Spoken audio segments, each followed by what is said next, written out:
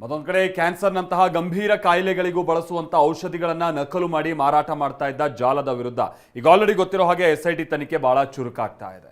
ರಾಮನಗರದ ತೋಟದ ಮನೆಯಲ್ಲಿ ನಕಲಿ ಔಷಧಿ ತಯಾರಿಕೆ, ಬೆಂಗಳೂರಿನಿಂದ ಆಪ್ ಮುಖೇನವಾಗಿ ಡೆಲಿವರಿ ಬುಕ್ಕಿಂಗ್, ವಾರಕ್ಕೆ ನೂರಾರು ಬಾಟಲ್ಗಳ ಮಾರಾಟ.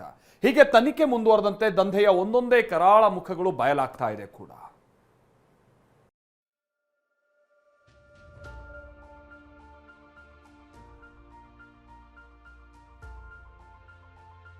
ನಕಲಿ ಔಷಧಿ ಜಾಲದ ವಿರುದ್ಧ SIT ರಣಬೇಟೆ.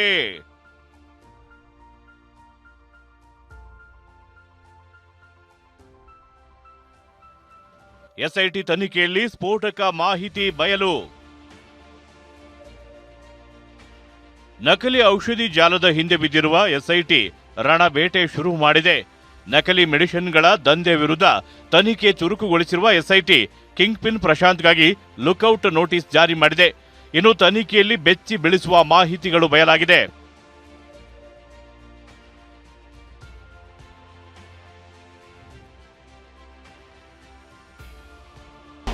ರಾಮನಗರದ ತೋಟವೊಂದರಲ್ಲಿ ಅತ್ಯಂತ ಬೆಲೆ ಬಾಳುವ ಕ್ಯಾನ್ಸರ್ ಸಂಬಂಧಿತ ಔಷಧಿಗಳನ್ನು ನಕಲು ಮಾಡಿ ತಯಾರು ಮಾಡಿ ಮಾರಾಟ ಮಾಡುತ್ತಿದ್ದ ಆರೋಪ ಕೇಳಿಬಂದಿದೆ. ಅಮೆರಿಕನ್ ಕಂಪನಿಯ ಔಷಧಗಳ ಬಾಟಲ್ಗಳು ಮತ್ತು ಸ್ಟಿಕ್ಕರ್ಗಳನ್ನು ಬಳಸಿಕೊಂಡು ಅದೇ ಅಮೆರಿಕನ ಬ್ರ್ಯಾಂಡ್ನ ಹೆಸರಲ್ಲಿ ನಕಲಿ ಔಷಧಿಗಳನ್ನು ಮಾರಾಟ ಮಾಡಲಾಗ್ತಿತ್ತು. ಆರೋಪಿಯಾಗಿರುವ ಪ್ರಶಾಂತ್ ಸುಮಾರು 1.5 ವರ್ಷದಿಂದ ಈ ನಕಲಿ ಔಷಧ ದಂಧೆ ನಡೆಸುತ್ತಿದ್ದ. ಬರೋಬ್ಬರಿ 40,000 ನಕಲಿ ಸಿರಪ್ ಬಾಟಲ್ಗಳನ್ನು ಮಾರಾಟ ಮಾಡಿರುವುದಾಗಿ ತಿಳಿದು ಬಂದಿದೆ.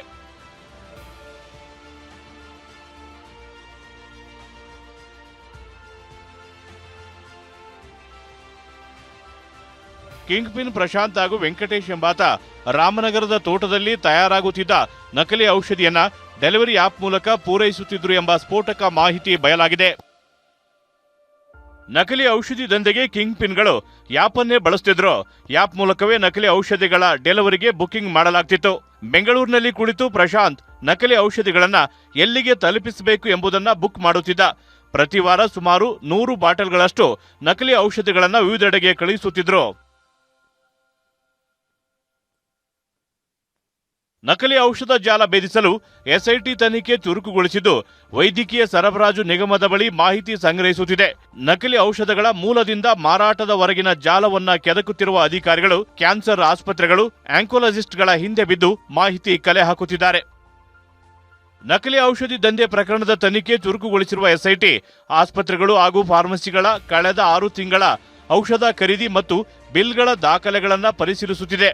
ಡೀಲರ್ಗಳು, ಡಿಸ್ಟ್ರಿಬ್ಯೂಟರ್ಗಳು ಹಾಗೂ ಹೋಲ್ಸೇಲ್ ಮಾರುಕಟ್ಟೆಯ ದಾಖಲೆಗಳನ್ನು ತನಿಖಾ ತಂಡ ಪರಿಶೀಲಿಸುತ್ತಿದೆ. ಬೆಂಗಳೂರಿನ ಪ್ರತಿಷ್ಠಿತ ಕ್ಯಾನ್ಸರ್ ಆಸ್ಪತ್ರೆಗಳಿಗೆ ಭೇಟಿ ನೀಡುತ್ತಿರುವ SIT ಅಧಿಕಾರಿಗಳು ಕಳೆದ 6 ತಿಂಗಳಲ್ಲಿ ಯಾವೆಲ್ಲ ಔಷಧಿಗಳನ್ನು ಬಳಸಲಾಗಿದೆ ಎಂಬ ಮಾಹಿತಿ ಸಂಗ್ರಹಿಸುತ್ತಿದ್ದಾರೆ. ಆಸ್ಪತ್ರೆಗಳ ಫಾರ್ಮಸಿಗಳು, ಔಷಧ ಪೂರೈಕೆದಾರರು ಹಾಗೂ ಔಷಧಿ ಪೂರೈಕೆಯ ಸಂಪೂರ್ಣ ವಿವರಗಳನ್ನು ಪರಿಶೀಲಿಸಲಾಗುತ್ತಿದೆ.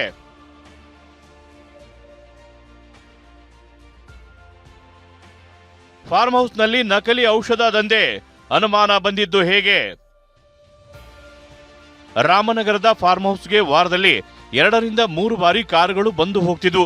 ಫಾರ್ಮ್ ಹೌಸ್ನೊಳಗೆ ಸ್ಥಳೀಯರಿಗೆ ಯಾವುದೇ ಅವಕಾಶ ನೀಡುತ್ತಿರಲಿಲ್ಲ. ಫಾರ್ಮ್ ಹೌಸ್ನಲ್ಲಿ ನಾಯಿಯೊಂದನ್ನ ಸಾಕಿದ್ರು ಎನ್ನಲಾಗಿದೆ. ಇದರಿಂದ ಅನುಮಾನಗೊಂಡ ಸ್ಥಳೀಯರೊಬ್ಬರು ಪೊಲೀಸರಿಗೆ ಮಾಹಿತಿ ನೀಡಿದ್ರು. ಮಾಹಿತಿ ಆಧರಿಸಿ ಫಾರ್ಮ್ ಹೌಸ್ ಮೇಲೆ ಶಂಕೆ ವ್ಯಕ್ತಪಡಿಸಿದ ಪೊಲೀಸರು ದಾಳಿ ನಡೆಸಿದಾಗ ನಕಲಿ ಮೆಡಿಸಿನ್ ದಂಧೆ ಬಯಲಾಗಿದೆ.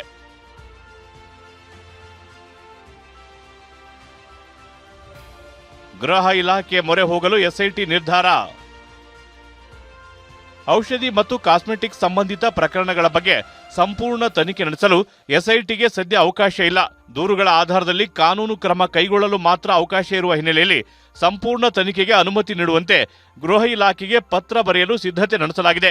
ಔಷಧಗಳ ತಯಾರಿಕೆ, ಪೂರೈಕೆ ಹಾಗೂ ಮಾರಾಟಕ್ಕೆ ಸಂಬಂಧಿಸಿದಂತೆ ಸಮಗ್ರ ತನಿಖೆ ನಡೆಸಲು ಅವಕಾಶ ನೀಡುವಂತೆ ಮನವಿ ಸಲ್ಲಿಸಲು ನಿರ್ಧರಿಸಲಾಗಿದೆ.